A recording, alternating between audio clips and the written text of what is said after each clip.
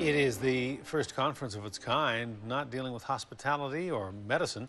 More than 800 people from around the world have gathered in Victoria this week to attend a conference on seabirds. After 3 years of planning, some of the world's top seabird scientists are gathering to share their wisdom and to collaborate on seabird monitoring and conservation. Louise Hartland has the story, new at 6. Seagulls are a familiar sight on the West Coast. But more than 800 people are in Victoria to study a different kind of bird, seabirds. Here on the West Coast, you may think of seabirds as being gulls, eagles, or even herons. But the people at the conference are discussing birds that spend most of their time offshore. Seabirds traditionally only come to shore to breed. Almost no seabirds call one country home. They move, they migrate, sometimes halfway around the world.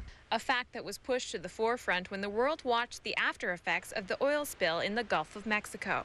It was the very first bird that was oiled in the Gulf of Mexico was a northern gannet. There's only 6 colonies of northern gannets in North America.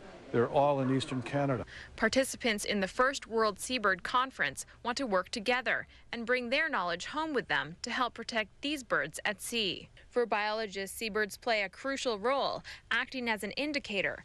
They are the most visible marine animal, so studying birds helps scientists know how other animals are affected by issues like oil spills and by fishing. It's much easier to study seabirds than it is to study tuna or fish or turtles or anything else, because you can see them out at sea and you can track them at the colonies. One of the biggest dangers to seabirds is pollution. Jennifer Provencher has found baseball-sized mounds of plastic in some birds' stomachs.